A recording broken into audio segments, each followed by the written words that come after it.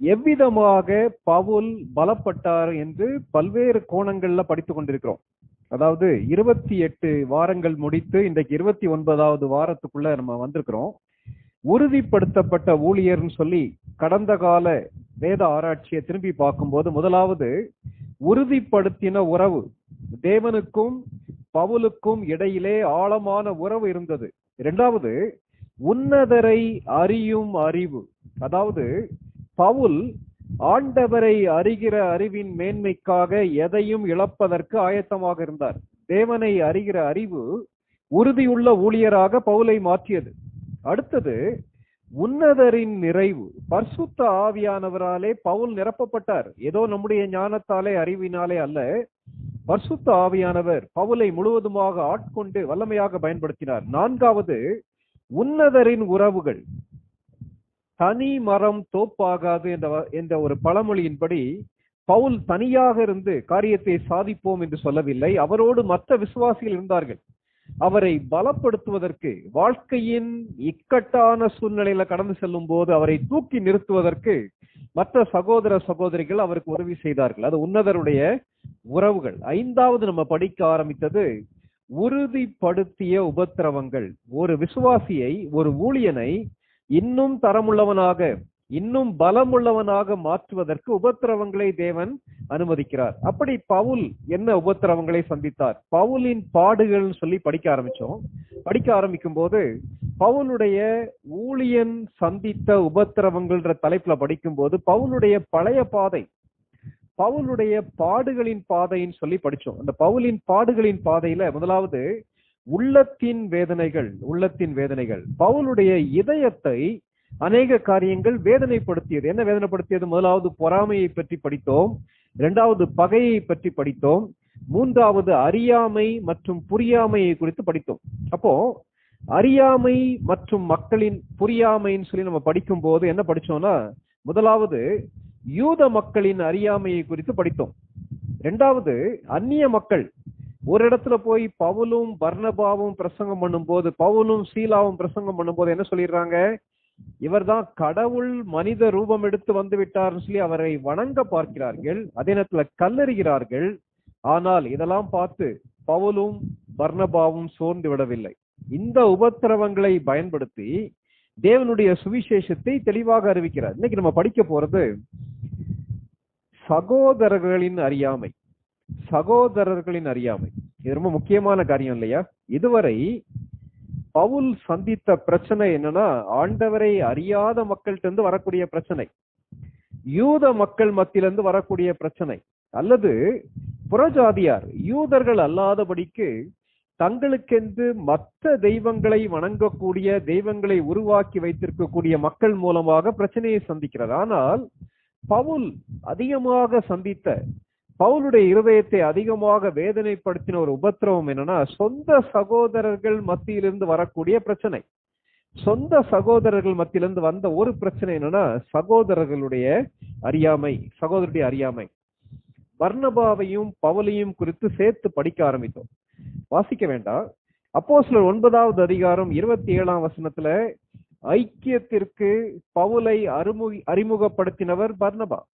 ஒருவேளை ஐக்கியத்தில் இருக்கக்கூடிய மக்கள் பவுல் யாரோன்னு சொல்லி யோசிக்கும் போது, பயந்து கொண்டிருக்கும் போது பவுலை கொண்டு வந்து உண்மையாகவே ஆண்டவராலே சந்திக்கப்பட்டவர்னு சொல்லி கொண்டு வந்து அறிமுகப்படுத்துறார். சில நேரங்கள்ல கூட புதிதாக பாவ வாழ்க்கையில வாழ்ந்து கொண்டிருந்த ஒரு மனிதன் நம்ம ஐக்கியத்துக்கு வரும்போது அந்த ஐக்கியத்துக்கு ஒரு அறிமுகம் தேவைப்படுது இல்லையா? இந்த தம்பி நல்ல தம்பி தான், உண்மையாகவே ஆண்டவரை ஏற்றுக்கொண்டிருக்காங்க, இவருடைய வாழ்க்கையில ஒரு பெரிய மாற்றம் இருக்கு, அதனால இவரை சேர்த்துக்கிறங்கன்னு சொல்லி நம்ம ஒரு சீனியர் அண்ணனுடைய, அக்காவுடைய ஒரு பரிந்து பேசல் தேவைப்படுகிறது இல்லையா? அந்த ரோலை பிளே பண்ணவர் இந்த பர்னபா. 11வது அதிகாரம் 25ஆம் வசனத்துல, அப்போஸ்தலர் 11:25 இந்த பவுலை தேடி கண்டுபிடிக்கிறார்னு பர்னபா. பவுல் பல்வேறு இடங்கள்ல ஊழியம் செஞ்சிட்டு இருக்காரு. அப்படி ஊழியம் செஞ்சிட்டு இருக்கும் போது அவரை கொண்டு வந்து இந்த மெயின் ஃபெல்லோஷிப்ல இணைத்தது இந்த பர்னபா. 13வது அதிகாரம் 46ஆம் வசனத்துல பவுலோடு சேர்ந்து ஊழியம் செய்தவர் இந்த பர்னபா. 13வது அதிகாரம் 46ஆம் வசனத்துல. 13வது அதிகாரம் 50ஆம் வசனம் படிச்சு பார்க்கும்போது பாடு அனுபவித்தவர்கள் யார்? பர்னபாவும் பவுலும் பாடு அனுபவித்தார்கள். 2 பேரும் துன்பப்படுத்தப்பட்டார்கள். இவ்விதமாக சேர்ந்து செயல்படுகிறார்கள். இவ்விதமாக சேர்ந்து செயல்படும் போது பர்னபாவுக்கும் பிரச்சனை வருகிறது, பவுலுக்கும் பிரச்சனை வருகிறது. 14வது அதிகாரம், அப்போஸ்தலர் 14வது அதிகாரம் 26, 27 வசனங்களை வாசிங்க. அங்கே கப்பல் ஏறி தாங்கள் நிறைவேற்றின கிரியைக்காக தேவனுடைய கிருபைக்கு ஒப்புவிக்கப்பட்டு புறப்பட்டு அந்தியோகியாவுக்கு வந்தார்கள். அவர்கள் அங்கே சேர்ந்த பொழுது சபையை கூடி வரச் செய்து தேவன் தங்களை கொண்டு செய்தவைகளையும் அவர் புறஜாதிகளுக்கு விசுவாசத்தின் கதவை திறந்ததையும் அறிவித்து. என்ன செய்யறாங்க பவுலும் பர்னபாவும்? பவுலும் பர்னபாவும் தாங்கள் செய்யக்கூடிய ஊழியத்தின் மூலமாக வரக்கூடிய மகிமையை தங்களுக்கு எடுத்துக்கொள்ளவில்லை. ரொம்ப முக்கியமான ஒரு காரியம். ஊழியத்தில் இருக்கக்கூடிய நம்ம புரிந்து கொள்ள வேண்டிய காரியம் என்னன்னா, ஆண்டவர் நம்மை பயன்படுத்தும் போது, ஆண்டவர் நம்மை மற்றவர்களுக்கு ஆசீர்வாதமாக வைக்கும் போது ஏதோ நம்ம சாதிச்சிட்டோம்னு சொல்லி சொல்றதுக்கு ஒண்ணுமே இல்லை. இவங்க என்ன செய்யறாங்கன்னா, ஐக்கியத்துக்கு கூடி வருகிறார்கள். ஐக்கியத்துக்கு வந்து கர்த்தர் தங்கள் மூலமாக செய்த காரியத்தை அவர்கள் மத்தியில் என்ன செய்யறாங்க? அறிவித்தாங்க. அது மாத்திரமல்ல, ஊழியம் மாத்திரமல்ல, அவர்களோடு சேர்ந்து அநேக நாள் தங்கி இருந்தார்கள். தங்கி இருந்து ஆண்டவருடைய ஊழியத்தை செய்கிறார்கள். இவ்விதமாக ஒரு பக்கம் புறஜாதியார் மத்தியிலிருந்து கல்லெறிந்து செத்து போய் விட்டார்னு சொல்லி சொல்லக்கூடிய சூழ்நிலையில ஊழியத்துல முன்னேறுகிறார். நம்ம ஏற்கனவே படிச்சிட்டோம். 14வது அதிகாரம் 20ஆம் வசனத்துல சீஷர்கள் அவனை சூழ்ந்து நிற்கையில் அவன் எழுந்து பட்டணத்துக்குள்ளே பிரவேசித்தான் சொல்லி வாசித்தோம். 15வது அதிகாரம் 19ஆம் வசனத்துல பவுல் செத்து விட்டான் என்று அவனை இழுத்து கொண்டு போய் அந்த நகரத்துக்கு வெளியே போட்டாங்கன்னு பாக்குறோம். சரி, இதோட பிரச்சனை முடிஞ்சா? இல்ல. ஒரு காரியத்தை நல்லா ஞாபகம் வச்சுக்கலாம். ஒரு விசுவாசி அல்லது ஒரு ஊழியன் ஆண்டவருக்கு உண்மையாக வாழும் போது, ஆண்டவருக்கென்று உண்மையான ஊழியம் செய்யும் போது மறுபடி பாடுகள் வரும். இது விசுவாசி, ஒரு ஊழியன் ஆண்டவருக்கென்று உண்மையாக வாழும் போது அவனுடைய வாழ்க்கையிலே மறுபடி பிரச்சனை வரும். இது பவுலுடைய வாழ்க்கையிலிருந்து, பர்னபாவுடைய வாழ்க்கையிலிருந்து கற்றுக்கொள்ள வேண்டும். உண்மையாக தானே ஊழியத்தை செய்யறாங்க, உண்மையாக தானே உபதேசிக்கிறாங்க, ஏன் பிரச்சனை வருதுன்னு கேட்கலாம். அந்த உண்மையாக இருக்கிறவங்க தான் கஷ்டப்படுவாங்க. அதான் வேதம் சொல்லக்கூடிய சத்தியம். இவங்க என்ன செய்யறாங்க?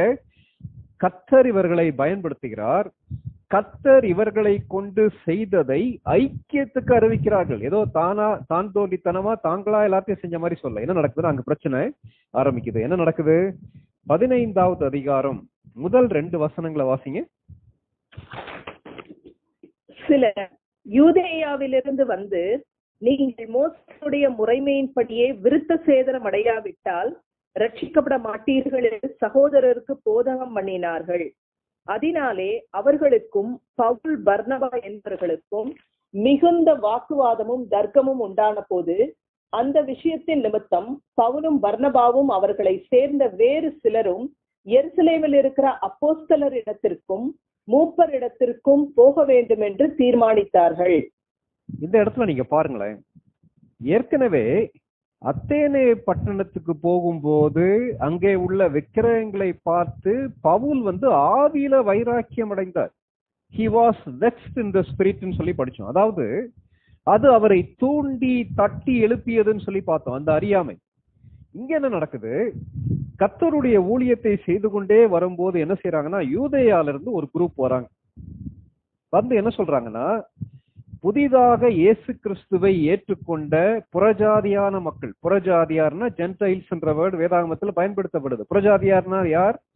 யூதர்கள் அல்லாத பிற மக்கள், அதர் ரேஸ். நம்ம எல்லாருமே புறஜாதியார். அப்படிப்பட்ட மக்கள்கிட்ட என்ன சொல்றாங்கன்னா, நீங்க இயேசு கிறிஸ்துவை ஏற்றுக்கொண்டா மட்டும் போதாது, நீங்க என்ன செய்யணும்னா யூதர்கள் எப்படி விருத்த சேதனம் பண்ணினார்களோ அதே மாதிரி நீங்கள் விருத்த சேதனம் பண்ணப்பட வேண்டும் சொல்லி பிரசங்கம் பண்ணாங்க. ஏற்கனவே தம்பி ஜான்சன் எடுக்கும்போது விருத்த சேதனத்தை பத்தி டீடைல்டா சொல்லியிருக்காங்க. ஆபிரகாமோடு தேவன் உடன்படிக்கை பண்ணினார். பழைய ஏற்பாட்டுல ஆதியாகமத்துல வாசிக்கிறோம். எனக்கும் உனக்கும், எனக்கும் உன்னுடைய குடும்பத்திலே உன்னுடைய பின் சந்ததிக்கு வரக்கூடிய ஆண் மக்கள் எல்லாருக்கும் உடன்படிக்கையின் அடையாளமாக நீங்கள் அந்த சுன்னத்து அல்லது சர்க்கம்சிஷன் பண்ணணும்னு சொல்லி சொன்னார். இது ஆபிரகாம் டைம்ல இருந்தே அப்படியே மக்கள் ஃபாலோ பண்ணிக்கிட்டே வராங்க. ஃபாலோ பண்ணிட்டே வரும்போது இப்ப என்ன நடக்குதுன்னா, இதுவரை சுவிசேஷத்தை ஏற்றுக்கொண்டு கிறிஸ்துவுக்குள்ளே வந்தவர்கள் யாருன்னா யூத விசுவாசிகள். அந்த டைம்ல ஆண்டவர் பேதுருவின் மூலமாக புறஜாதியாரை சந்திக்க ஆரம்பிக்கிறார்.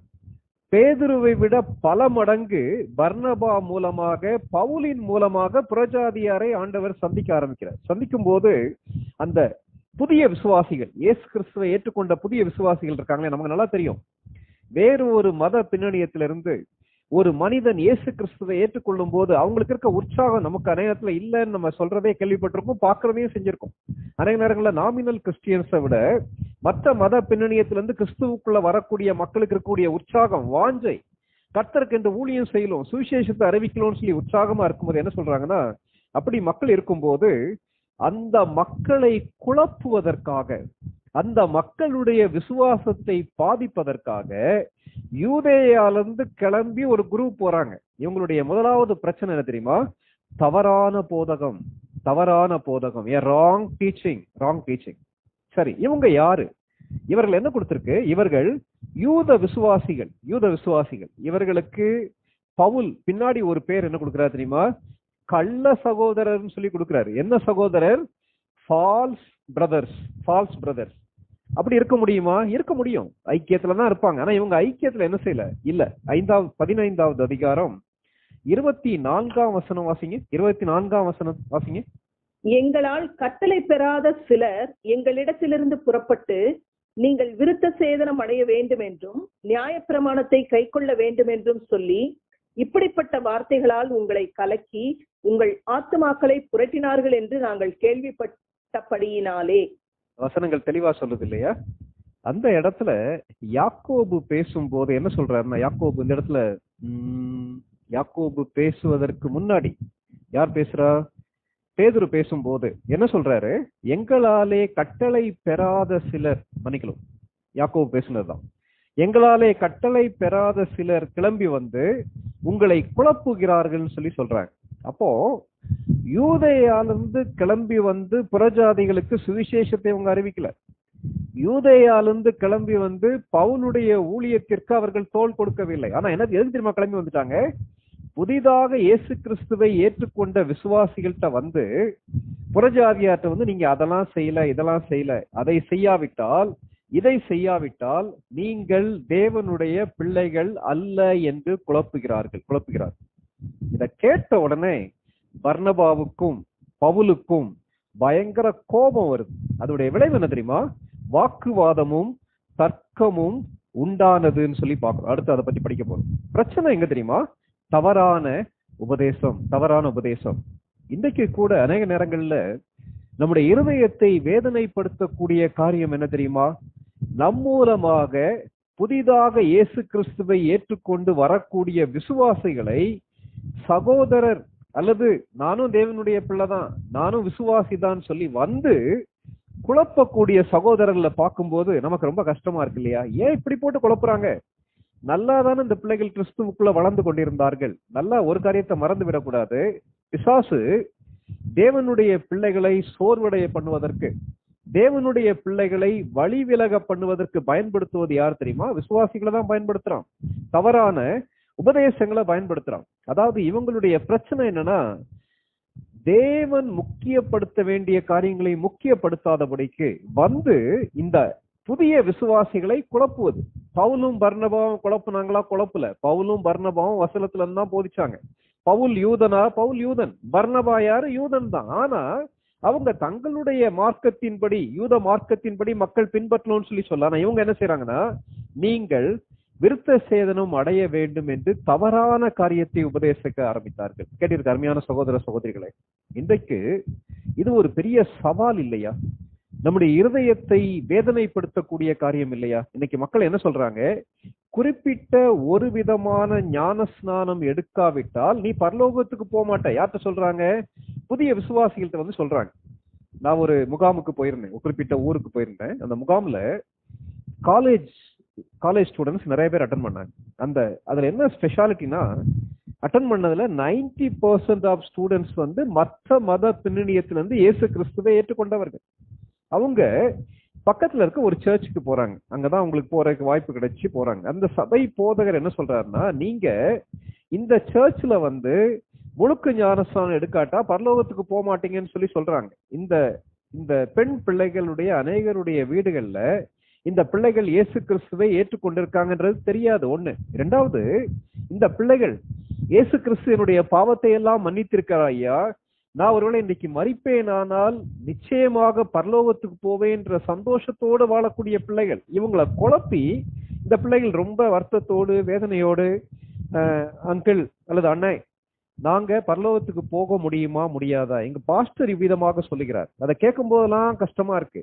ஏன்னா எங்க வீடுகள்ல போய் நாங்க ஞானஸ்நானம் எடுக்கிறதுக்கு பெர்மிஷன் கேட்டா கொடுக்க மாட்டாங்க. பயங்கர பக்தி வைராக்கியம் உள்ள இந்துக்கள் நேரம் வரும்போது பின்னால தங்களுடைய சொந்த காலில் நிற்கும் போது அவர்கள் தீர்மானம் பண்ணிக்கொள்ளலாம். ஆனா இவர்களை கட்டாயப்படுத்தி நீங்க நரகத்துக்கு போயிருவீங்கன்னு சொல்லும்போது இந்த பிள்ளைகள் குழம்பி அழாத குறையா கேட்டாங்க, நாங்க பரலோகத்துக்கு போவோமா போக மாட்டோமா. அப்போ வசனத்துல இருந்து சொல்ல காரியம் என்ன?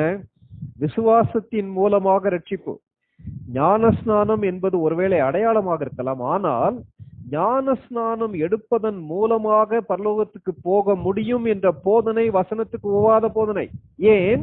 நம்முடைய செயல்களினாலே நாம் ரட்சிக்கப்படுவதில்லை, கிருபையினாலே விசுவாசத்தை கொண்டு நம்ம ரட்சிக்கப்படுகிறது. சொன்ன உடனே அந்த பிள்ளைகளுடைய மனசுல அவ்வளவு பெரிய சந்தோஷம். இதெல்லாம் பேசும்போது புதிதாக இயேசு கிறிஸ்துவை ஏற்றுக்கொண்ட விசுவாச மாணவர்கள் மாணவிகள் ஞானஸ்நானம் எடுப்பதற்கு எதிராக பேசுறேன்னு நினைக்கிறீங்களா? இல்ல. கிறிஸ்தவத்துக்கு எதிரான தீவிரமாக செயல்படக்கூடிய இயக்கங்கள்ல இருந்து வந்த பிள்ளைகள் அநேகர் என்னுடைய மனைவி மூலமாக இயேசு கிறிஸ்துவை ஏற்றுக்கொண்டு லோக்கல்ல உள்ள CSI சர்ச்ல முழுக்க ஞானஸ்நானம் எடுத்திருக்காங்க.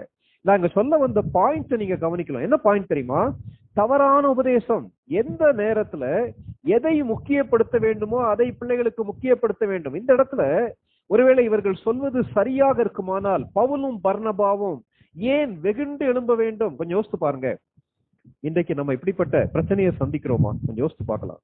பவுல் சந்தித்த உபத்திரவத்துல ஒரு முக்கியமான உபத்திரவம், அவர் உருவாக்கக்கூடிய திருச்சபைகள் எல்லாவற்றிலேயும் கள்ள போதகர்கள் புகுந்து விட்டார்கள். இன்னைக்கு இதே பிரச்சனை. மாணவர்கள் மத்தியில ஜெபக்குழுக்களை ஆரம்பிக்கும் போது, குறிப்பிட்ட இடத்துல திருச்சபை ஆரம்பிக்கும் போது, புதிதாக ஒரு மனிதனை கிறிஸ்துவுக்குள்ள வழி நடத்தும் போது இதே பிரச்சனை. இந்த சபைக்கு போனா ஆவி கிடையாது, நீங்க நகை போடாட்டாதான் பரலோகத்துக்கு போக முடியும், மீச வச்சா பரலோகத்துக்கு போக முடியாது, இதை செய்தால் அதை செய்தால், இதை செய்யாவிட்டால் அதை செய்யாவிட்டால் பரலோகத்துக்கு போக மாட்டீர்கள் என்று பரலோகத்திற்கு சீட்டு கொடுக்கக்கூடிய விதத்துல பேசக்கூடிய மக்கள் இருக்காங்கல்ல, இவர்களை குறித்து கவனமாக இருப்போம். இன்னைக்கு நம்ம அப்படி இருக்கிறோமான்றத கொஞ்சம் யோசித்து பார்ப்போம். தவறான உபதேசம் உபத்திரவத்தை சந்திப்பதற்கு வழி நடத்தியது. இதனுடைய விளைவு என்ன? முதலாவது பார்த்தோம், தவறான உபதேசம். மறுபடியும் 2வது வசனம் வாசிங்க. 15வது அதிகாரம் 2வது வசனம். அதனாலே அவர்களுக்கும் பவுல் பர்னபா என்பவர்களுக்கும் மிகுந்த வாக்குவாதமும் தர்க்கமும் உண்டான போது, அந்த விஷயத்தின் நிமித்தம் பவுலும் பர்னபாவும் அவர்களை சேர்ந்த வேறு சிலரும் எருசலேமில் இருக்கிற அப்போஸ்தலரிடத்திற்கும் மூப்பரிடத்திற்கும் போக வேண்டும் என்று தீர்மானித்தார்கள். என்ன நடக்குது? இந்த கள்ள போதகர்கள் அல்லது சகோதரர் என்று சொல்லி தவறாக உபதேசிக்கவங்களுடைய பிரச்சனை என்னன்னா, தங்களை போல மற்றவர்கள் இருக்க வேண்டும். அதான் பிரச்சனை. தவறான உபதேசங்கள் அநேக நேரத்துல எங்க தெரியுமா உருவாகிறது? என்னுடைய அனுபவம் இப்படிப்பட்ட அனுபவம், அதே போல உங்களுக்கும் அந்த அனுபவம் கிடைக்க வேண்டும். ஒருவேளை எனக்கு இருக்கக்கூடிய அதே அனுபவம் உங்களுக்கு இல்லாவிட்டால் நீங்கள் விசுவாசி கிடையாதுன்னு சொல்லி போதிக்கக்கூடிய மக்கள். நான் ஒரு திருமணத்துக்கு முன்பு ஊழியத்து நிமித்தமாக ஒரு வீட்டுல போய் நான் தங்கியிருந்தேன். அங்க உள்ள அந்த அண்ணன் மாணவ ஊழியத்துல ஈடுபடக்கூடிய ஒரு அண்ணன். ஆனா அந்த அக்கா வேறு விதமான உபதேசத்தை பின்பற்றக்கூடிய திருச்சபைக்கு போகக்கூடிய ஒரு அக்கா. அவங்க கேட்டாங்க, என்ன கேட்டாங்கன்னா, தம்பி நீங்க ஜெபம் பண்ணும் போது ஆண்டவர் உங்க தலையில கை வச்சுட்டே இருக்க மாதிரி ஒரு ஃபீலிங் இருக்கான்னு சொல்லி கேட்டாங்க. நான் சொன்னேன், நான் ஜெபம் பண்ணும் போது ஆண்டவர் கேட்கிறான்ற நம்பிக்கை இருக்குக்கா, ஆனா ஆண்டவர் என் தலையில கை வச்சுட்டே இருக்க மாதிரி எல்லாம் அனுபவம் இல்லைன்னு சொல்லி சொன்னேன். உடனே அவங்க என்ன தெரியுமா சொல்லிட்டாங்க? உனக்குள்ள ஆவியே இல்ல, நீங்க போற ஈயுல ஆவி கிடையாது சொல்லி முடிச்சுட்டாங்க. வெகு எளிதாக சொல்லிட்டாங்க. என்னடா அது இப்படி சொல்றாங்களேன்னு சொல்லி யோசித்தேன். ஏறக்குறைய ஒரு வருடத்துக்கு பின்பு அந்த அக்கா, அதே அக்கா என்ன தெரியுமா சொன்னாங்க? ராஜபாலன், உனக்குள்ளேயும் பரிசுத்த ஆவியானவர் இருக்கிறாருன்னு சொல்லி சொன்னாங்க. என்ன கண்டுபிடிச்சாங்களோ சொல்லி தெரியாது. இவ்விதமான பிட்டர் எக்ஸ்பீரியன்ஸ் நிறைய இடங்கள்ல உண்டு. ஒரு நாள் கல்லூரி பேராசிரியர்களுக்கான ஒரு ஊழிய அறிமுக கூடுகை நடந்தது. அங்க நானும் என்னுடைய மனைவியும் பங்கு பெற்றோம். அங்க வேற ஒரு ஊழியத்துல இருந்து ஒரு சகோதரர் வந்திருந்தார். ஒவ்வொருத்தரையும் கையை குலுக்கிட்டே வந்தார். கையை குலுக்கிட்டே வந்து, நீங்க என்ன பண்றீங்க ராஜபாலன் சொல்லி கேட்டாங்க. நான் சொன்னேன், நான் வந்து இந்த பல்கலைக்கழகத்து பக்கத்துல இருக்கக்கூடிய இந்த இடத்துல இருந்து இந்த ஏரியால இருக்கக்கூடிய 5 மாவட்டங்கள்ல மாணவர்கள் மத்தியில பட்டதாரிகள் மத்தியில ஊழியம் செய்யறேன். அவர் கையை உதறிட்டு போயிட்டாரு. எனக்கு ரொம்ப ஹர்ட்டிங்கா இருந்துச்சு. ஒரு வாலிபனாகி எனக்கு அந்த டைம்ல, என்னடா அது, நானும் ஊழியர் தான், அவரும் ஊழியர் தான், ஆனால் அவர் எதிர்பார்க்கக்கூடிய ஊழியத்துல நான் ஈடுபடவில்லை என்ற காரணத்துக்காக என்னை ஒதுக்கி விடுவது. இது ஒரு அனுபவம். அதே மாதிரி நானும் என்னுடைய மனைவியும் ஒரு கிராஜுவேட் அண்ணன் வீட்டுல தங்கி இருக்கும் போது வேற ஒரு ஊழிய ஸ்தாபனத்துடைய தலைவர் ஒருத்தர் அங்க வந்திருந்தார். சரி, அவர்கிட்ட பேசாம இருக்க கூடாதுன்றக்காக நானும் போய் பேச ஆரம்பிச்சு சாப்பிட்டுக்கிட்டு இருந்தாங்க.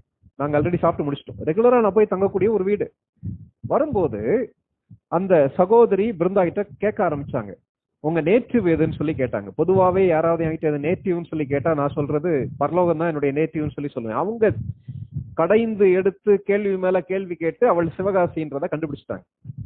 உங்களுடைய சொந்த ஊர் எதுன்னு சொல்லி கேட்டாங்க. சொந்த ஊர் எதுன்னு கேட்டோன்னா நான் சொன்னேன், மதுராந்தகத்துல பிறந்தேன், வளர்ந்தது தமிழ்நாடு ஃபுல்லான்னு சொல்லி சொன்னேன். கடைசியா அவங்க நேட்டிவ் பிளேஸ் எதுன்னு கண்டுபிடிச்சிட்டு எங்க 2 பேரையும் பார்த்து, நீங்க 2 பேரும் இந்த ஊர் தானா, ஊழியத்துல எல்லாரும் நீங்க தான் இருப்பீங்களான்னு சொல்லி வெறுப்பை காட்டி விட்டார்கள். எனக்கு ரொம்ப கஷ்டமா இருந்துச்சு.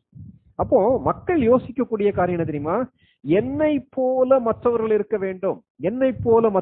வேண்டும், சொல்லி யோசிக்கிறாங்களா. பவுல் என்ன தெரியுமா சொல்றாரு, இந்த கட்டுகளை தவிர, இந்த உபத்திரவத்தை தவிர, இந்த அடிகளை தவிர, இந்த காவலை தவிர எல்லா விதத்திலையும் நீங்கள் என்னை போல இருக்கணும்னு சொல்லி சொல்றாரு. கிறிஸ்துவின் அச்சடையாளங்களை நான் தரித்திருக்கிறேன்னு சொல்லி சொல்றாரு. இன்னைக்கு கள்ள உபதேசம் முக்கியமான ரூட் காஸ் என்னன்னா, மக்களுடைய தேவை சந்திக்கப்பட வேண்டும் என்பதை விட என்னுடைய சுயம் திருப்தியாக வேண்டும், நான் எதிர்பார்க்கிற மாதிரி மற்றவர்கள் இருக்க வேண்டும் என்று யோசிப்போமானால் ஊழியத்திலே முக்கியப்படுத்த வேண்டாத காரியத்துக்கு முக்கியப்படுத்தும். திருப்பி ஒரு பிரச்சனை நடக்கும்போது கோபப்படலாமா கோபப்படக்கூடாதா, வாக்குவாதம் பண்ணலாமா பண்ணக்கூடாதான்னு சொல்லி நீங்க யோசித்தீங்கன்னா அதுல பாருங்களேன், பரிசுத்த ஆவியானவர் எவ்வளவு தெளிவாக வார்த்தைகளை லூக்கா மூலமா எழுதியிருக்காரு. 2ஆம் வசனத்தை பாருங்க.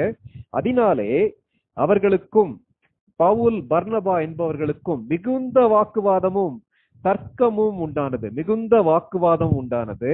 தர்க்கம் உண்டானது. நிறைய நேரங்கள் இந்த பகுதியை படிக்கும் போது, இந்த பகுதியுடைய கடைசி பகுதி பின்னாடி படிக்க போறோம், பவுலுக்கும் பர்னபாவுக்கு இடையில பிரச்சனை வரும்போது நம்ம என்ன சொல்லிடுவோம், பர்னபா வாக்குவாதம் பண்ணவே இல்லை, பர்னபா கோவப்படவே இல்லை, பர்னபா பயங்கர சார்ந்த சொரூபியா இருந்தாரு, பவுல் தான் பயங்கர கோவப்பட்டாரு, பவுல் தான் வாக்குவாதம் பண்ணாருன்னு நம்ம சொல்றோம். ஆனா இந்த அதிகாரத்துடைய முன்பகுதியை நீங்க படிச்சு பார்க்கும்போது, பவுலும் வாக்குவாதம் பண்ணினார், பவுலும் தர்க்கம் பண்ணினார். சாதாரண வாக்குவாதம் அல்ல, மிகுந்த வாக்குவாதம், மிகுந்த தர்க்கம். உடனே நமக்குள்ள ஒரு கேள்வி எழும்பலாம். என்ன கேள்வி?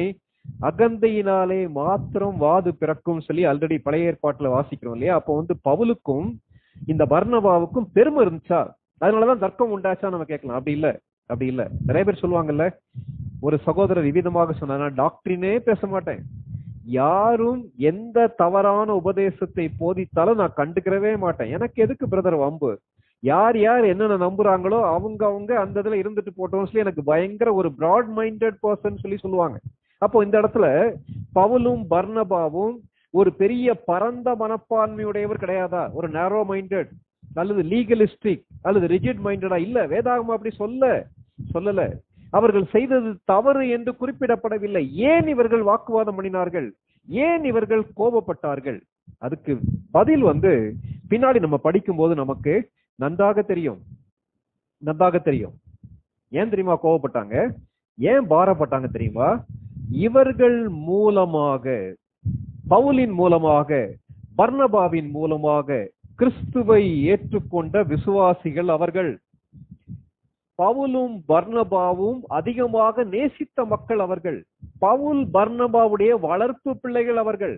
அவர்கள் வளர்ந்து வரும்போது அவர்களை குழப்பக்கூடிய, அவர்களை திசை திருப்பக்கூடிய ஒரு கூட்டம் வரும்போது அதை பார்த்துக்கிட்டு எப்படி சும்மா இருக்க முடியும்?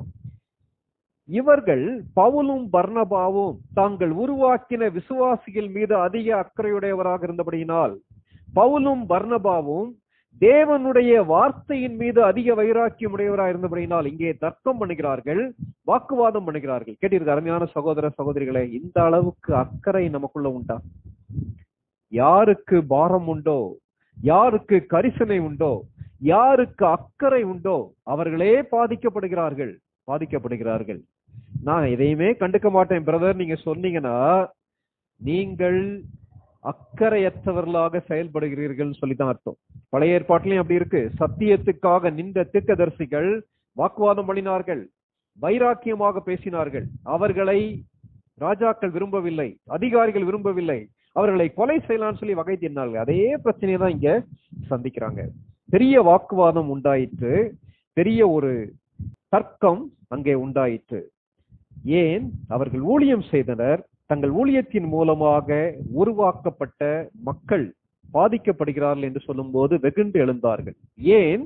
இந்த கள்ள போதகர்களை உள்ள விட்டுட்டா இதுவரைக்கும் செய்த ஊழியம் ஒன்றும் இல்லாமல் போய்விடும் என்பதை பவுல் தெளிவாக அறிந்து வைத்திருந்தார், பர்னபா தெளிவாக அறிந்து வைத்திருந்தார். ஆகவே இவர்களை குறித்து எச்சரிக்கையா இருக்கும்படி வாக்குவாதம் பண்றாங்க. சரி, இதோட முடிஞ்சு போச்சா? நான் ஏற்கனவே சொன்னேன், சொந்த சகோதரர்கள் மூலமாக பவுலும் பர்னபாவும் பாதிக்கப்படுகிறார்கள். இதை கேட்டிருக்க அருமையான சகோதர சகோதரிகளே, அநேக நேரம் நம்ம கேள்விப்படுறோம் இல்லையா? பணிபுரியக்கூடிய பணித்தளமாக இருந்தாலும் சரி, பணிபுரியக்கூடிய ஊழியமாக இருந்தாலும் சரி, ஏன் இப்படி வந்து பேசுறாங்க? ஒழுங்கா தானே போயிட்டு இருக்கு, ஏன் குட்டையை குழப்புறாங்க? நம்ம யோசிப்போம். ஆனா இது இன்றைக்கு நேற்று அல்ல. ஆதி திருச்சபை, ஆதியிலே திருச்சபைகள் உருவாகக்கூடிய காலகட்டத்திலையும் இப்படி மக்கள் இருக்கதான் செய்வாங்க. அதனால நம்ம இதை பார்த்து திகைத்து விட வேண்டாம். பவுலும் பர்னபாவும் இந்த சூழ்நிலையை பார்த்து இன்னும் திடப்பட்டார்களே தவிர சோர்ந்து போய் ஊழியத்தை விட்டு போயிடல. என்ன நடக்குது? தெளிவாக அவர்கள் திட்டமிட்டார்கள். 15வது அதிகாரம் 2வது 3வது வசனங்களை வாசியும். அதனாலே அவர்களுக்கும் பவுல் பர்னபா என்பவர்களுக்கும் மிகுந்த வாக்குவாதமும் தர்க்கமும் உண்டான போது அந்த விஷயத்தின் நிமித்தம் பவுலும் பர்னபாவும் அவர்களை சேர்ந்த வேறு சிலரும் எருசலேமில் இருக்கிற அப்போஸ்தலரிடத்திற்கும் மூப்பரிடத்திற்கும் போக வேண்டும் என்று தீர்மானித்தார்கள். அந்தப்படி அவர்கள் சபையாரால் வழிவிட்டனுப்பப்பட்டு பெனிக்கே சமாரியா நாடுகளின் வழியாய் போய் புறஜாதியார் மனம் திரும்பின செய்தியை அறிவித்து சகோதரர் எல்லாருக்கும் மிகுந்த சந்தோஷத்தை உண்டாக்கினார்கள். Thank you sister. இந்த வசனங்களை பார்க்கும்போது பவுலும் பர்னபாவும் இந்த உபத்திரவத்தை எவ்விதமாக கையாண்டார்கள், இந்த பிரச்சனையை எப்படி ஃபேஸ் பண்ணாங்கன்னு நம்ம படிக்கணும். அப்போஸ்தலர் நடவடிக்கைகள்ல அந்நிய பாஷை பேசினாங்க, அதே மாதிரி அந்நிய பாஷை பேசணும். அப்போஸ்தலர் நடவடிக்கைகள்ல காற்று அடிச்சிச்சு, அதே மாதிரி காற்று அடிக்க வேண்டும். அப்போஸ்தலர் நடவடிக்கைகள்ல அக்னிமயமான நாவுகள் இறந்துச்சு, அதே போல அக்னி அபிஷேகம் கிடைக்க வேண்டும். அவ்விதமாக எடுக்க முடியாது, நல்லா ஞாபகம் வச்சுக்கிறங்க. அவர்கள் காத்திருந்தார்கள், நம்ம காத்திருக்க வேண்டும் என்று வரலாற்று பகுதிகளை எடுத்து ஒரு அனுபவத்திற்காக காத்திருக்க வேண்டிய அவசியம் கிடையாது. ஆனால் அவர்கள் எவ்விதமாக செயல்பட்டார்கள் என்பதிலிருந்து அநேக பாடங்களை நம்ம கற்றுக்கொள்ளலாம். இந்த இடத்துல நீங்க பாத்தீங்கன்னா, பிரச்சனை வந்த உடனே இந்த பிரச்சனையை கண்டுகொள்ளாதபடிக்கு பவுலும் பர்னபாவும் கிளம்பி போல. இவங்க என்ன தெரியுமா செய்யறாங்க? இந்த பிரச்சனை எங்க கொண்டு போகணும்னு நினைக்கிறாங்கன்னா, எருசலேமில் இருக்கிற அப்போஸ்தலரிடத்தில். அப்போஸ்தலர்கள்னா யாரு? இயேசு கிறிஸ்துவாலே அழைக்கப்பட்டவர்கள், இயேசு கிறிஸ்துவாலே அனுப்பப்பட்டவர்கள். யூதாஸ்காரியோத்து மட்டும் 4 கொண்டு நின்று செத்து விட்டான். அவனுடைய இடத்துல மத்தியாவை போட்டிருக்காங்க. ஏன் அப்போஸ்தலர்கள் எல்லாமே எருசலேம்ல தங்கி இருந்தாங்க? அவங்க எருசலேம்ல இருந்தாங்க. ஒரு சிலர் ஆண்டவருடைய வழி நடத்தலின்படி பல்வேறு இடங்களுக்கு கிளம்பி போனாங்க. தோமா அதிலே இந்திய தேசத்துக்கு கிளம்பி வந்து இங்கேயே இரத்த சாட்சியாக மரித்தார். ஒரு சிலர் அப்போஸ்தலர்கள், அப்போஸ்தலனாகிய பேதுரு, அப்போஸ்தலனாகிய யாக்கோபு எல்லாமே அங்க இருக்காங்க. சரி, அவங்க அந்த இடத்துல இருந்து மற்ற விசுவாசிகளுக்கு, தலைவர்களுக்கு வழி நடத்துதலை கொடுத்து கொண்டிருந்தாங்க. சரி, அவங்க கிட்ட போய் இந்த பிரச்சனையை சொல்ல வேண்டும் என்று அவர்கள் தீர்மானிக்கிறார்கள். அப்போ பிரச்சனையை அப்படியே விட்டுட்டு போல. இன்னைக்கு நிறைய விசுவாசிகள்கிட்ட பிரச்சனை என்னன்னா, ஒரு பிரச்சனை வந்துச்சுன்னா அதை அப்படியே கண்டுக்காம விட்டுட்டு போயிடுறது. அப்படி இல்ல, அந்த பிரச்சனையை சால்வ் பண்ணணும்னு சொல்லி யோசித்தாங்க. அதுக்கு ஒரு திட்டமிடுறாங்க. இந்த பிரச்சனையை யாரிடத்திலே கொண்டு சென்றால் அந்த பிரச்சனை தீர முடியும் என்பதை தீர்மானித்தார்கள். சரியான நபர்கள் இடத்துல சரியான நேரத்துல பிரச்சனையை கொண்டு செல்வோமானால் இந்த பிரச்சனைக்கு முற்றுப்புள்ளி வைக்கப்படும் என்பதை அறிந்து சரியான நபர்கள் அப்போஸ்தலர்கள், சரியான நபர்கள் எருசலேமில் உள்ள மூப்பர்கள் என்று தீர்மானித்து பவுலும் பர்னபாவும் போக வேண்டும் என்று தீர்மானித்தார். சரி, இந்த வாக்குவாதம் நடக்குது, பிரச்சனை நடக்குது. அடுத்து நடக்குது 3வது வசனத்துல வாசிக்க கேட்டோம்ல, அந்தப்படி அவர்கள் சபையார் எல்லாராலும் வழி விட்டு அனுப்பப்பட்டு. அப்போ பவுலும் பர்னபாவும் செய்த காரியத்தை யாரும் தவறுன்னு சொல்லி சொல்ல. இந்த இடத்துல வாக்குவாதம் பண்ணாங்க, பெரிய பிரச்சனை வந்துச்சு. ஆனால் பவுலும் பர்னபாவும் தங்கள் மீது அக்கறை உள்ளவர்கள் என்பதை அறிந்து கொண்டு அவரை வழிவிட்டு அனுப்புறாங்க. அப்படியே வழியில கிளம்பி போறாங்க. வழியில கிளம்பி போகும்போது பெனிக்கே சமாரியா நாடுகள் வழியா போறாங்க. சமாரியர்கள் யார்? கலப்பின மக்கள், யூதர்கள் கிடையாது. அப்படியே வழியில போகும்போது என்ன சொல்றாங்கன்னா, புறஜாதியார் மனம் திரும்பின செய்தியை அறிவித்து சகோதரர் எல்லாருக்கும் மிகுந்த சந்தோஷத்தை உண்டாக்கினார்.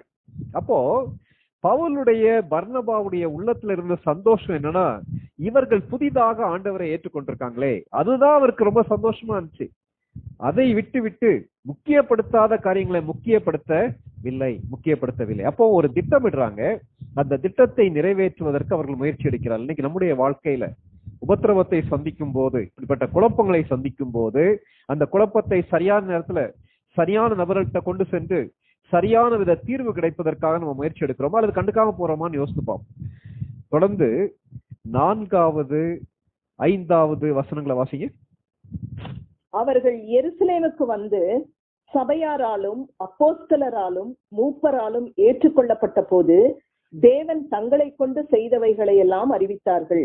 அப்பொழுது பரிசேய சமயத்தாரில் விசுவாசிகளான சிலர் எழுந்து அவர்களை விருத்த சேதனம் பண்ணுகிறதும் மோசேயின் நியாயப்பிரமாணத்தை கைக்கொள்ளும்படி அவர்களுக்கு கற்பிக்கிறதும் அவசியம் என்றார்கள்.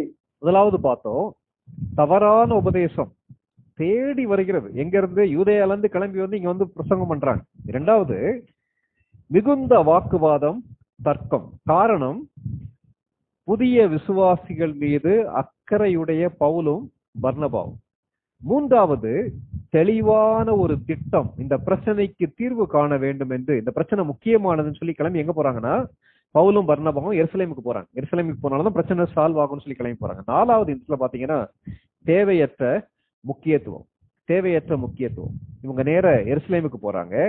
அங்க போய் என்ன சொல்றாங்க? 4ஆம் வசனத்துல, அப்போஸ்தலர்களாலே மூப்பராலே அவர்கள் ஏற்றுக்கொள்ளப்பட்டார்கள். அந்த ஃபெலோஷிப்ல ஏற்றுக்கொண்ட உடனே அவங்க என்ன தெரியுமா சொல்றாங்க? தேவன் தங்களை கொண்டு செய்தவைகளை எல்லாம் அறிவித்தார்கள். கர்த்தர் எவ்வளவு பெரிய காரியங்களை செய்தார் தெரியுமா? ஒருவேளை எங்களை கடவுள் என்று நம்பி வந்த மக்கள், ஆனால் அதன் மத்தியிலிருந்து கல்லெறிந்து சாக போற ஸ்டேஜ்ல சிறைச்சாலைக்காரன் ஆண்டவரை ஏற்றுக்கொண்டான். இன்னும் அநேக மக்கள் ஆண்டவரை ஏற்றுக்கொண்டாங்கன்றது சொல்லியிருக்கலாம். அது மாத்திரமல்ல, அத்தேனே பட்டணத்துக்கு நாங்க போனோம்.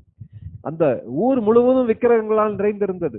மெத்த படித்த ஞானிகள்லாம் இருந்தாங்க. மாஸ் மேடையில நான் பேசும்போது அந்த ஜட்ஜஸ்ல, நியாயாதிபதிகள்ல ஒரு சிலர் இயேசு கிறிஸ்துவை ஏற்றுக்கொண்டாங்க. இது எல்லாம் பவுலுடைய உள்ளத்துல மிகுந்த சந்தோஷத்தை உண்டாக்கியது. இதை எல்லாம் அவர் பகிர்ந்து கொண்டார். ஏன்?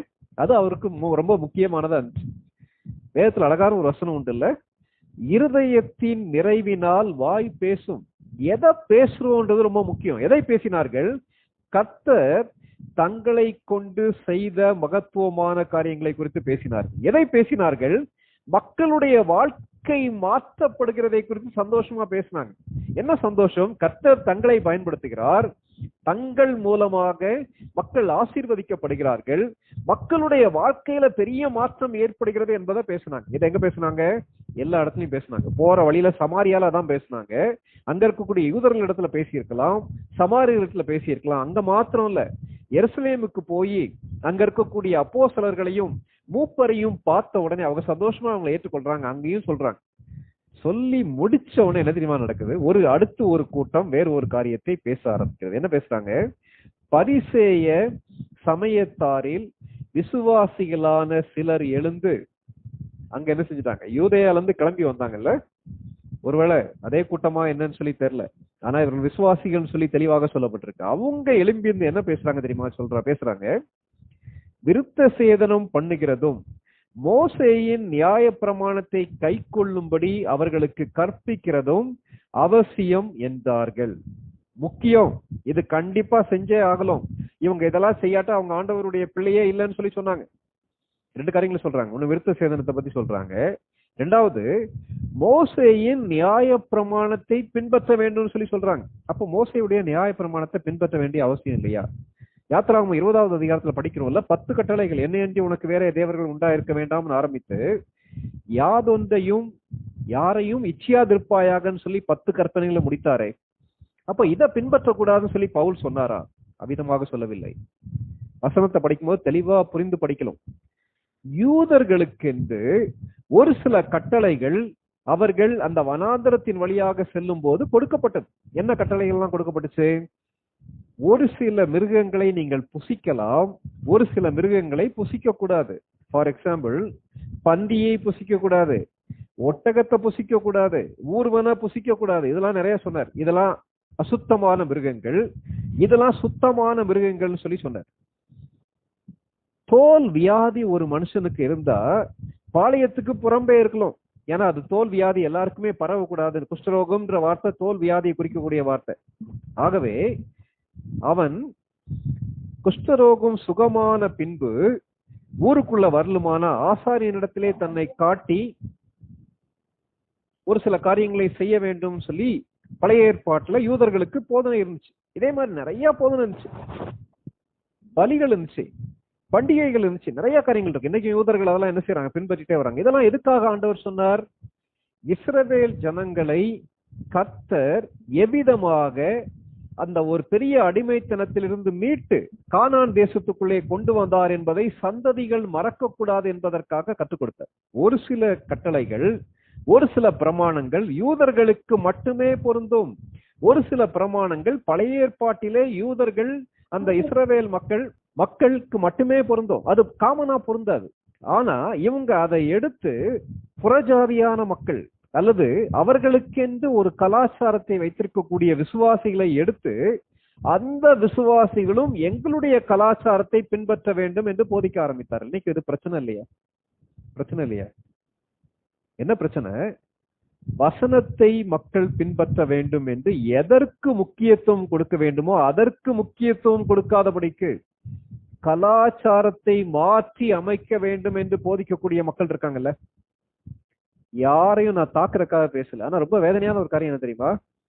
நீங்கள் அணிகலன்கள் போட்டா, ஜுவல்ஸ் போட்டா நீங்க பரலோகத்துக்கு போக மாட்டீங்க.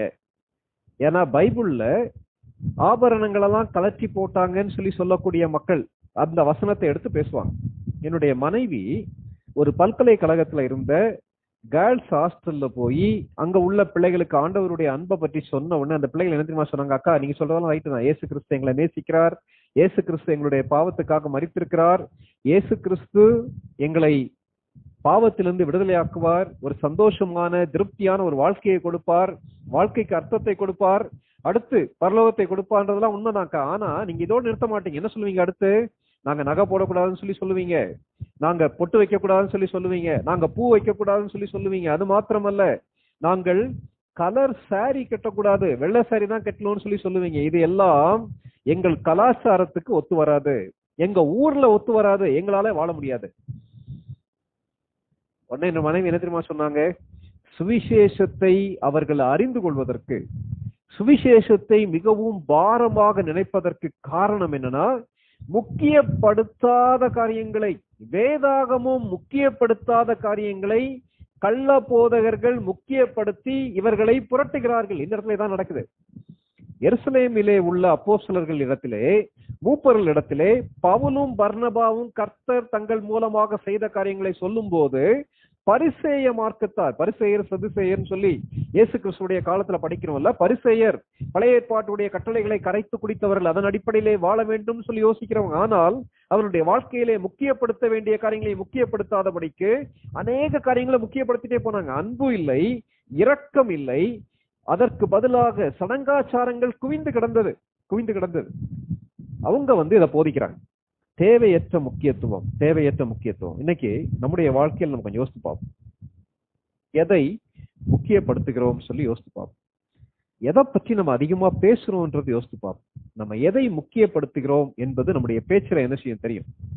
ரொம்ப நாளைக்கு முன்னாடி இல்ல, ஒரு சில வருஷங்களுக்கு முன்னாடி ஒரு தமிழகத்துடைய ஒரு எக்ஸ்ட்ரீம் பகுதியில உள்ள ஒரு வாலிபனை சந்திக்கும் போது அவன் சொன்னான், அண்ணே எங்க ஏரியாவுக்கு புதுசா ஒரு அண்ணன் வந்திருக்காங்க, அவங்க கிட்ட பேசுனேன். சொன்ன உடனே அவன்கிட்ட கேட்டேன், தம்பி ஏதாவது குழப்பமான உபதேசத்தை குறித்து உங்ககிட்ட பேசினான்னு கேட்டேன். ஆமாண்ணே, அந்த அண்ணன் வந்த உடனே என்கிட்ட உட்காந்து 3 hours ப்ரீ டெஸ்டினேஷன் பத்தி பேசினாங்க. ப்ரீ டெஸ்டினேஷன் முன் குறித்தலை குறித்து பேசினாங்க. அதாவது தேவனால் தெரிந்து கொள்ளப்பட்டவர்கள் மட்டும் பரலோகத்துக்கு போவாங்கன்னா எல்லாரும் பரலோகத்துக்கு போக மாட்டாங்கன்னு சொல்லி அந்த அண்ணன் பேசினாங்க. என்ன பிரச்சனை தெரியுமா? அவர் சொல்ற அந்த அண்ணன் இருக்கார் இல்லையா, அவரும் வாலிபர் தான். ஆனா எங்க போனாலும் சரி, தமிழ்நாட்டுடைய கடை கோடிக்கு போனாலும் சரி, இந்தியாவுடைய மூலை முடுக்கலாம் போனாலும் அங்க போயும் அவன் பேசக்கூடிய ஒரே ஒரு காரியம் என்ன தெரியுமா? ப்ரீ டெஸ்டினேஷனை பத்தி. இப்படி சில ஆட்கள் இருக்காங்கல்ல, அவ்விதமாக தான் இவர்கள் தேவையற்ற காரியத்துக்கு முக்கியத்துவம் கொடுக்க ஆரம்பிக்கிறார்கள். நம்மில யாராவது அப்படி உண்டா? கொஞ்சம் யோசித்து பார்ப்போம். ஒருவேளை வில்லியம் கேரியுடைய லைஃப்லயே அது நடக்குது இல்லையா? 1786 ஆண்டு வில்லியம் கேரி இங்கிலாந்துல உள்ள ஒரு போர்டு மீட்டிங்ல உட்கார்ந்துருக்காரு, மிஷன் போர்டு மீட்டிங்ல உட்கார்ந்துருக்காரு. உட்கார்ந்துருக்கும் போது வில்லியம் கேரியுடைய உள்ளத்துல எப்படியாவது இந்தியாவில் இருக்கக்கூடிய மக்களை சந்திக்க வேண்டும் என்ற பாரம் இருக்கிறது. இந்த பாரத்தை வாலிபனாகிய வில்லியம் கேரி அந்த போர்டுல பகிர்ந்து கொள்றாரு. அங்க டாக்டர் ராய்லாண்ட் சொல்லி ஒருத்தர் இருக்காரு. அவர் என்ன தெரியுமா சொல்றாரு? Young man, sit down. When God pleases to save heathen, he will do it with you, with your aid or mine. வாலிபனே, அமைதியாக உட்காரு.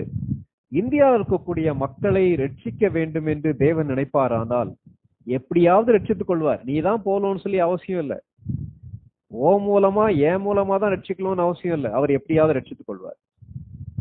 இது எந்த அளவுக்கு வில்லியம் கேரியுடைய உள்ளத்தை துக்கப்படுத்தி இருக்கும்ல, அதை எழுதி வச்சிருக்கிற. அதனாலதான் நமக்கு தெரியுது. கொஞ்சம் யோசித்து பாருங்க.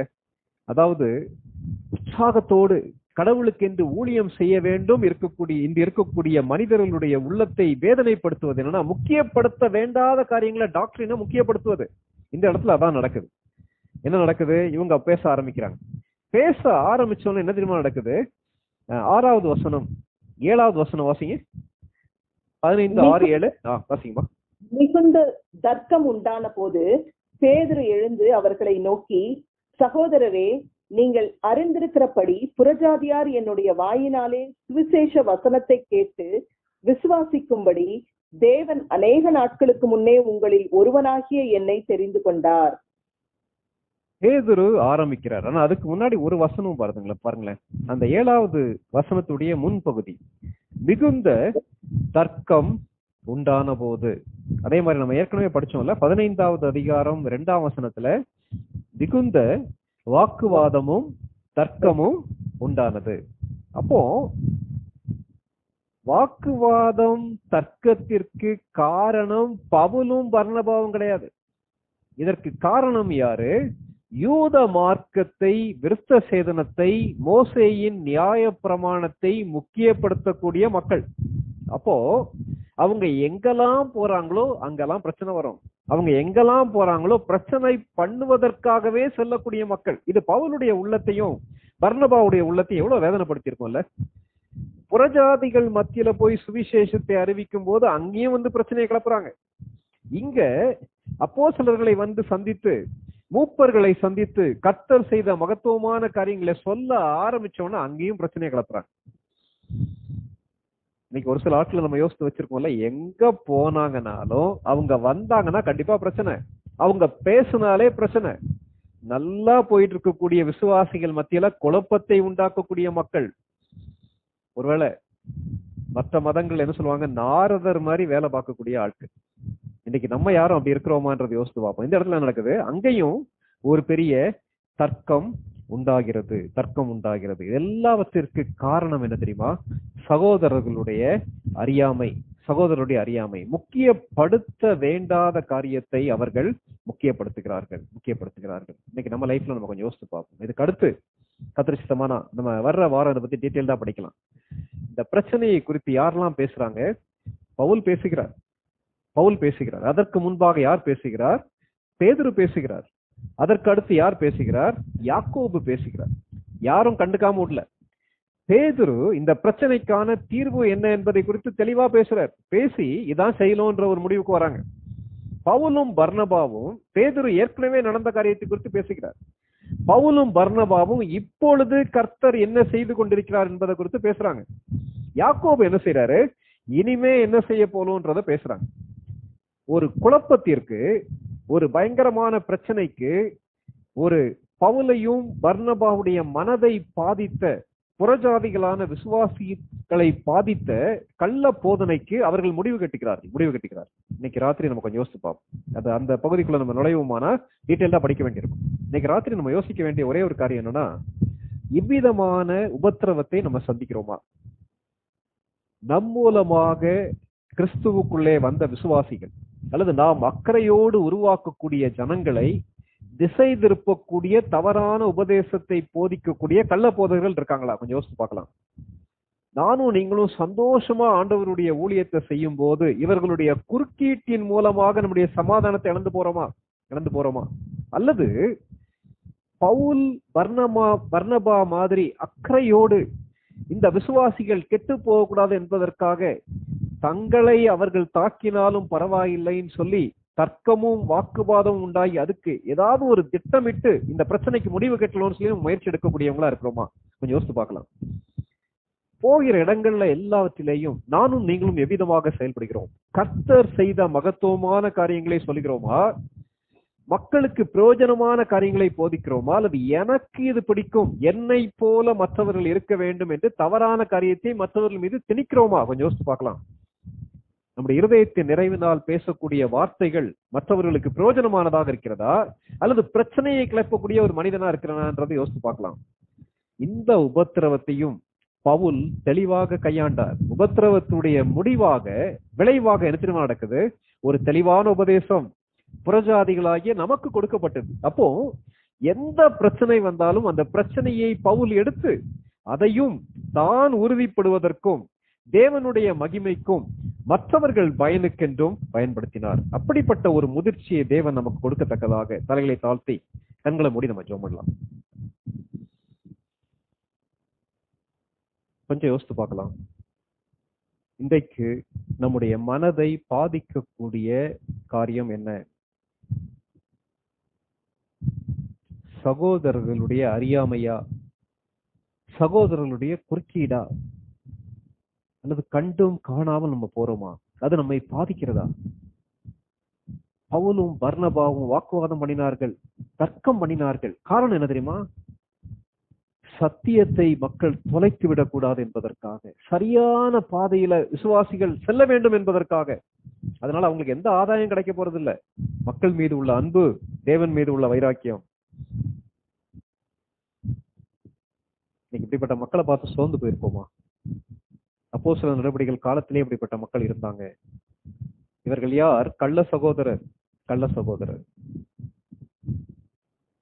இதுக்காக கிளம்பி அங்கிருந்து இங்க வந்து மக்களை குழப்புறாங்களே, கவலைப்படாதுங்க. நாம் எப்படி மக்களை சந்திப்பதற்காக நாம் முயற்சி எடுக்கிறோமோ அதே போல மக்களை குழப்புவதற்காக, மக்களை திசை திருப்புவதற்காக இந்த மக்கள் முயற்சி எடுப்பார்கள். தவறான உபதேசம் இது தேவனிடத்திலிருந்து வருவதில்லை. ஆண்டவரே, பவுலும் பர்னபாவும் இந்த உபத்திரவத்தை எவ்விதமாக கையாண்டார்களோ, இந்த அறியாமையை எவ்விதமாக கையாண்டார்களோ அவ்விதமாக கையாள எனக்கு கிருபை தாரும் சொல்லி ஜெபம் பண்ணலாமா? நம்மள யாராவது ஜெபித்து முடிக்கலாம்.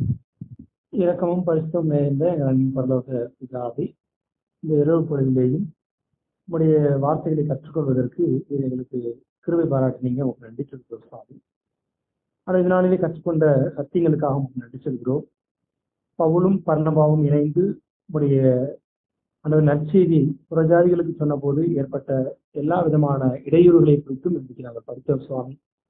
அதிலே குறிப்பாக ஆண்டவரே, கள்ள சகோதர நிமித்தம் ஏற்பட்ட நிந்தைகளை குறித்து நாங்கள் படித்தோம். அது எங்களோடு நீங்க பேசின காரியத்துக்காக நன்றி. அந்த நீர் வேதத்துல எங்களுக்கு கொடுத்திருக்கிற அந்த வார்த்தைகள்ல எதை நீர் முக்கியத்துவப்படுத்துகிறோ அதை மட்டுமே நாங்கள் முக்கியத்துவப்படுத்த நீங்கள் கற்றுத்தாருங்க சுவாமி. நீர் முக்கியப்படுத்தாதவற்றை நாங்கள் முக்கியத்துவப்படுத்தி எங்களுக்கு எங்களுடைய அனுபவத்தை பிறகு திணிக்காம, ஆண்டவரே நீர் எதை முக்கியத்துவப்படுத்தின, எது முக்கியமோ ரட்சிப்பு ஆண்டவரே விசுவாசத்தின் மூலமாக மட்டுமே வருகிறது அப்படின்ற நீர் கற்றுக் கொடுத்த உடைய கிருபையினால நீர் கொடுத்த இந்த விசுவாசத்தின் மூலமாக மட்டும்தான் ரட்சிப்பு வருதுன்றத நாங்கள் தெளிவாய் கற்றுக்கொண்டதற்கான நன்றி. அதை தெளிவாய் நாங்கள் போதிக்க அதில் நாங்கள் ஸ்டாண்டர்டுக்கு நிற்பதற்கு தக்க விஷயமா ஜெபிக்கின்றோம். மற்ற விசுவாசிகளுக்கு ஆண்டவரே இப்படிப்பட்ட குழப்பங்களான விஷயங்களை மற்றவர்கள் கொடுக்கும் போது ஆண்டவரே அதை சரியான விதத்திலே நாங்கள் தீர்வு கொடுக்கிறவர்களாக காணப்படுவது விஷயமா ஜெபிக்கின்றோம். தூய ஆவியானவர் அதற்கு எங்களை நீ துணை புரிய வேண்டுமா அப்படி சமூகத்தில் கொண்டாடுகின்றோம். உங்களுடைய துணையோடு கூட தூய ஆவியானுடைய வழிநடத்தோடு கூட ஆண்டவரே வருகின்ற பிரச்சனைகள் எல்லாம் எதிர்கொள்வதற்கு எங்களை பக்குவப்படுத்துவதற்கு ஜெபிக்கின்றோம். ஆண்டவரே, நாங்கள் எப்பொழுதும் மற்றவரிடத்திலே பகிர்ந்து கொள்ளும் போது கர்த்தர் செய்த மகத்துவமான காரியங்களை பகிர்ந்து கொள்வதற்கும், ஆண்டவரே அதே மட்டும் நாங்கள் சந்தோஷம் அடைவதற்கும் மற்றவர்களை சந்தோஷத்தை படுவதற்கும் கர்த்தர் உதவி செய்யுமாறு ஜெபிக்கின்றோம். கர்த்தரை செய்யப்பட மகத்துவமான காரியங்களுக்காக நன்றி. பிரச்சனையை கண்டு ஆண்டவரே நாங்கள் ஒதுங்கி விடாமல், கள்ள உபதேசத்தை கண்டு நாங்கள் பொறுத்து கொண்டு கண்டும் காணாமல் விடாமல், ஆண்டவரே அதற்கு சரியான தீர்வு எடுப்பதற்கு கர்த்தர் உதவி செய்யுமாறு ஜெபிக்கின்றோம். அதற்கேற்ற ஞானத்தை எங்களுக்கு கொடுங்க, எங்களை வழிநடத்துங்க. இயேசு கிறிஸ்து மூலமாக தாழ்மையோடு ஜெபிக்கிறோம் நல்ல பிதாவே. ஆமென். ஆமென். ஆமென்.